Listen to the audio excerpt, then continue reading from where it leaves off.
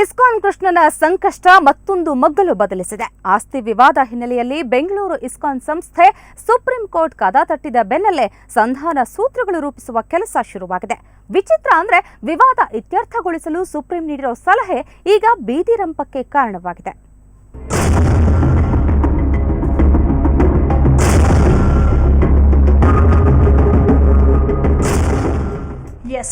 Bengaluru ISKCON ಈಗ ಪುನಃ ಸುದ್ದಿಯಲ್ಲಿದೆ.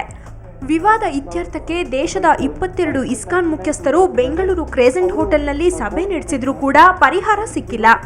Karnataka high court ತೀರ್ಪನ್ನ ಬೆಂಗಳೂರು ಇಸ್ಕಾನ್ ಸುಪ್ರೀಂ ಕೋರ್ಟ್ನಲ್ಲಿ ಪ್ರಶ್ನಿಸಿದಾಗ ಎಲ್ಲರೂ ಒಟ್ಟಿಗೆ ಕುಳಿತು ವಿವಾದ ಬಗೆಹರಿಸಿಕೊಳ್ಳಿ ಅಂತ ಸುಪ್ರೀಂ ಸಲಹೆ ನೀಡಿತ್ತು. ಅದರಂತೆ ಮುಂಬೈ ಇಸ್ಕಾನ್ ಸಂಧಾನದ ವೇದಿಕೆ ಕಲ್ಪಿಸಿದ್ರು. ಬೆಂಗಳೂರು ಇಸ್ಕಾನ್ ಮುಖ್ಯಸ್ಥ ಮಧು ಪಂಡಿತ್ ದಾಸ್ ಗೈರಾಗುವ ಮೂಲಕ ವಿವಾದವನ್ನು ಹಾಗೆಯೇ ಉಳಿಸಿದ್ದಾರೆ. ಖುದ್ದಾಗಿ ಭೇಟಿ ಮಾಡಿ ಆಹ್ವಾನ ನೀಡಿದ್ರೂ ಸಭೆಗೆ ಬಾರದೆ ಮಧು ಪಂಡಿತ್ ದಾಸ್ ನಿರ್ಲಕ್ಷ್ಯ ತೋರಿದ್ದಾರೆ ಎಂದು ಮುಂಬೈ ಇಸ್ಕಾನ್ ಆರೋಪಿಸಿದೆ. ಇಸ್ಕಾನಿನ ಗವರ್ನಿಂಗ್ ಬಾಡಿಯ ವಿಶೇಷ ಅಧಿವೇಶನವನ್ನು ನಾವು ಬೆಂಗಳೂರಿನಲ್ಲಿ ಈಗ ನಡೆಸ್ಕೊಂಡು ಹೋಗ್ತಾ ಇದ್ದೀವಿ. ಮಧು ಪಂಡಿತ್ ದಾಸರನ್ನು ಕೂಡ ಈ ಅಧಿವೇಶನಕ್ಕೆ ಆಹ್ವಾನ ಮಾಡಿದ್ದೇವೆ. ಇದಕ್ಕೆ ತದ್ವಿರುದ್ಧ ನಿಲುವು ತಾಳಿರುವ ಮಧು ಪಂಡಿತ್ ದಾಸ್, ಶಾಂತಿ ಸಂಧಾನ ಬಯಸಿ ಮುಂಬೈ ಇಸ್ಕಾನ್ಗೆ ಹೋದ್ರೆ ನಮ್ಮನ್ನ ಅವಮಾನಿಸಲಾಗಿದೆ. ಅಲ್ಲದೆ ಬೆಂಗಳೂರಿನ ಸಭೆಗೆ ನನಗೆ ಯಾವುದೇ ಆಹ್ವಾನ ಬಂದಿಲ್ಲ. ಒಂದೊಮ್ಮೆ ಶಾಂತಿ ಸಂಧಾನಕ್ಕೆ ಮುಂಬೈ ಇಸ್ಕಾನ್ ಆಸಕ್ತಿ ಹೊಂದಿದ್ದರೆ ನಮ್ಮ ಬಳಿಗೆಯೇ ಬರಲಿ ಅಂತ ಆಹ್ವಾನ ನೀಡಿದ್ದಾರೆ. ಆ ಗವರ್ನಿಂಗ್ ಕೌನ್ಸಿಲ್ ಮೆಂಬರ್ಸ್ ಬೆಂಗಳೂರಿನಲ್ಲಿ ಮೀಟಿಂಗ್ ಇಟ್ಟಿದ್ದಾರಂತೆ. ಇವಾಗ ನನಗೆ ಗೊತ್ತಾಯಿತು, 11:11ವರೆಗೆ ಗೊತ್ತಾಯಿತು. ನನಗೆ ಇನ್ವಿಟೇಷನ್ ಏನು ಕೆಲಸೇ ಇಲ್ಲ ಪೀಸ್ಗೆ. ಹಂಗೇನಾನ ಇನ್ವಿಟೇಷನ್ ಇದ್ದರೆ ನಾನೇ ಇನ್ವೈಟ್ ಮಾಡ್ತಾ ಇದ್ದೀನಲ್ಲ, ಇಲ್ಲಿಗೆ ಬರಲಿ, ನಾಳೆ ಇಲ್ಲಿ ಬರಲಿ, ಕೂತ್ಕೊಂಡೆಲ್ಲ ಡಿಸ್ಕಸ್ ಮಾಡೋಣ. ಒಟ್ನಲ್ಲಿ ಈ ಇಬ್ಬರ ಬೀದಿ ಜಗಳದಿಂದ ಕೃಷ್ಣನ ಸಂಕಷ್ಟ ಮುಂದುವರೆದಿದೆ. ಮತ್ತೊಂದು ಕಡೆ ಕೃಷ್ಣನ ಭಕ್ತರು ಅಕ್ಷರಶಃ ಬೇಸತ್ತು ನಲುಗಿ ಹೋಗಿದ್ದಾರೆ. ರವಿಕುಮಾರ್, ಕ್ರೈಮ್ ಬ್ಯೂರೋ, ಸುವರ್ಣ ನ್ಯೂಸ್ 24/7. ಗಣೇಶ ಹಬ್ಬ ಮುಗಿದರೂ ಬರಲಿಲ್ಲ ಮೆಟ್ರೋ. ಕಾದು ಕಾದು ಸುಸ್ತಾದ್ರೂ ಸಿಲಿಕಾನ್ ಸಿಟಿ ಜನ. ನಮ್ಮ ಮೆಟ್ರೋ ಬೇಗ ಕಟ್ರೋ.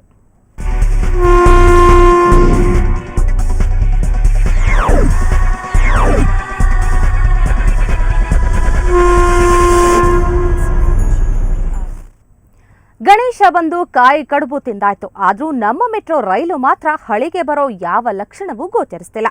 ಜನರು ಮಾತ್ರ ಸತತವಾಗಿ ಕಳೆದ 9 ತಿಂಗಳಿಂದ ಕಾಯ್ತಾನೆ ಇದ್ದಾರೆ. ಮೆಟ್ರೋ ಸಂಚಾರದ ನಿರೀಕ್ಷೆಯಾಗೇ ಉಳಿದಿದೆ.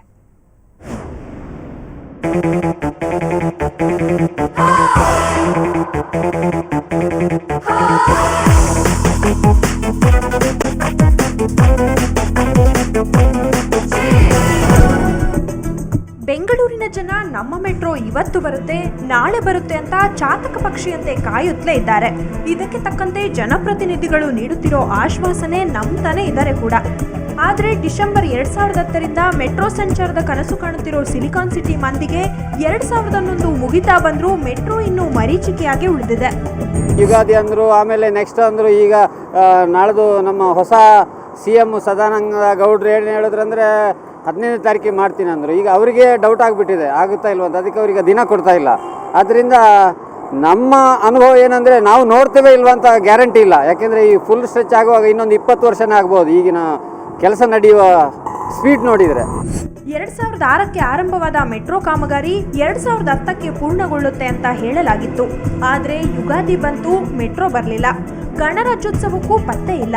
ಹೋಗ್ಲಿ, ಸ್ವಾತಂತ್ರ್ಯ ದಿನಾಚರಣೆಯಂತಾದ್ರೂ ಮೆಟ್ರೋದಲ್ಲಿ ಓಡಾಡೋ ಭಾಗ್ಯ ದೊರೆಯುತ್ತೇನೋ ಅಂತ ಬೆಂಗಳೂರಿಗರು ಅಂದ್ಕೊಂಡಿದ್ರು. ನೋ ಚಾನ್ಸ್, ಅದು ಕೂಡ ಸುಳ್ಳಾಯ್ತು. ಈಗ ಗಣಪತಿ ಹಬ್ಬ ಮುಗಿದ್ರೂ ಇನ್ನೂ ಮೆಟ್ರೋ ಓಡೋ ಸುಳಿವಿಲ್ಲ. ಈ ಬೆಳವಣಿಗೆಯಿಂದ ಜನರು ಬೇಸತ್ತು ಹೋಗಿದ್ದಾರೆ.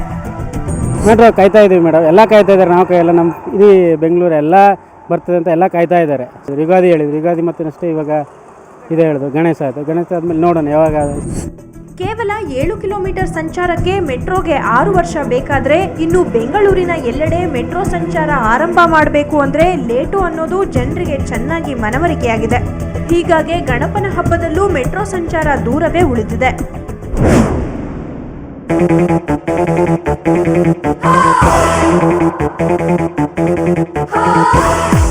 ನಂದಿನಿ ಜೆ, ಸುವರ್ಣ ನ್ಯೂಸ್ 24/7, ಬೆಂಗಳೂರು.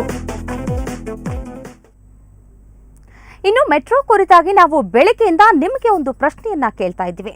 ಮೆಟ್ರೋ ಟ್ರೈನ್ನಲ್ಲಿ ಪ್ರಯಾಣಿಸುವಾಗ ಎಷ್ಟು ಕೆಜಿ ತೂಕದ ಲಗೇಜ್ ತಗೊಂಡು ಹೋಗಬಹುದು ಅಂತ. ಎಷ್ಟು ಅಂದ್ರೆ 25 ಕೆಜಿ.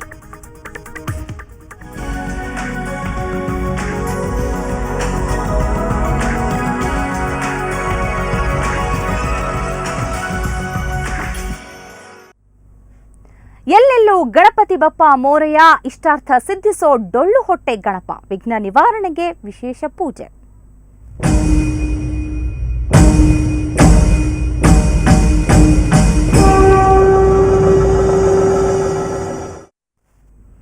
ಭಾದ್ರಪದ ಶುಕ್ಲ ಚೌತಿಯಂದು ಜನಿಸಿರೋ ಗಣಪತಿಗೆ ಇಂದು ಎಲ್ಲೆಡೆ ಭಕ್ತಿಯ ಮಹಾಮಳೆ. ಅದರಲ್ಲೂ ಸಿಲಿಕಾನ್ ಸಿಟಿ ದೊಡ್ಡ ಗಣೇಶ ದೇಗುಲದಲ್ಲಿ ಸಂಭ್ರಮ ಮನೆ ಮಾಡಿತ್ತು. 400 ವರ್ಷಗಳ ಇತಿಹಾಸದ ದೊಡ್ಡ ಗಣಪನಿಗೆ ಬೆಳ್ಳಿ ಕವಚ ಹಾಗೂ ನೋಟಿನ ಅಲಂಕಾರ ಮಾಡಲಾಗಿತ್ತು. ಸಾವಿರಾರು ಭಕ್ತರು ವಿಘ್ನೇಶ್ವರನ ದರ್ಶನ ಪಡೆದರು.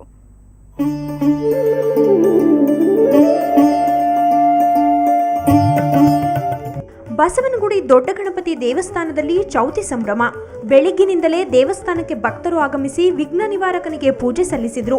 ಗಣೇಶನಿಗೆ 500ಕ್ಕೂ ಹೆಚ್ಚು ಬಗೆಯ ಅಭಿಷೇಕವೂ ನಡೆಯಿತು.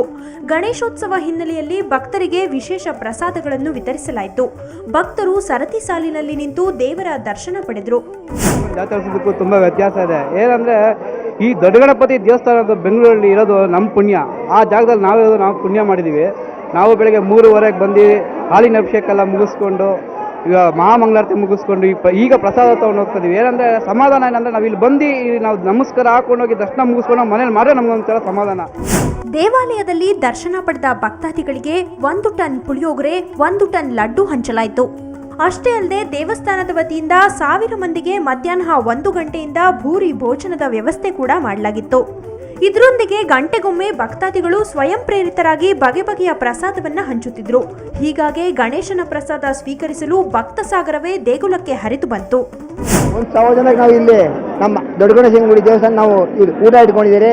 2 ಪಲ್ಯ, 2 ಕೋಸಂಬರಿ, ಗೊಜ್ಜು, ಪಾಯಸ, ಚಿತ್ರಾನ್ನ, ಅನ್ನ, ಹುಳಿ ಅನ್ನ, ಸಾರು, 2 ಥರ ಸ್ವೀಟು, ಗಣೇಶನಿಗೆ ಇಷ್ಟವಾದಂಥ ಮೋದಕ ಮಾಡ್ತಿದ್ದೀರಿ. ಮೈಸೂರು ಪಾಕು, ಜಿಲೇಬಿ, ಅನ್ನ ರಸ, ಅನ್ನ ಮಜ್ಜಿಗೆ. ತುಂಬ ಚೆನ್ನಾಗಿತ್ತು. ಅನ್ನ ಹುಳಿ ಎಲ್ಲ ಸೂಪರ್ ಆಗಿತ್ತು. ಮೈಸೂರು ಪಾಕು, ಜಿಲೇಬಿ ಎಲ್ಲ ಮಾಡಿಸಿದ್ದಾರೆ. ತುಂಬ ಚೆನ್ನಾಗಿದೆ ಊಟ. ನಮ್ಗೆ ಸಂತೋಷ ಆಯಿತು ಊಟ ಮಾಡಿದ್ದಕ್ಕೆ. ಉದ್ಯಾನ ನಗರಿಯ ತುಂಬ ಇವತ್ತು ಡೊಳ್ಳು ಹೊಟ್ಟೆ ಗಣಪನ ಚತುರ್ಥಿ ಸಂಭ್ರಮ. ಅದರಲ್ಲೂ ವಿಶೇಷವಾಗಿ ಐತಿಹಾಸಿಕ ಬಸವನಗುಡಿ ದೊಡ್ಡ ಗಣಪನ ದೇವಾಲಯದಲ್ಲಿ ಸಂಭ್ರಮ ಮನೆ ಮಾಡಿತ್ತು. ನಂದಿನಿ ಜೆ, ಸುವರ್ಣ ನ್ಯೂಸ್ 24/7 ಬೆಂಗಳೂರು.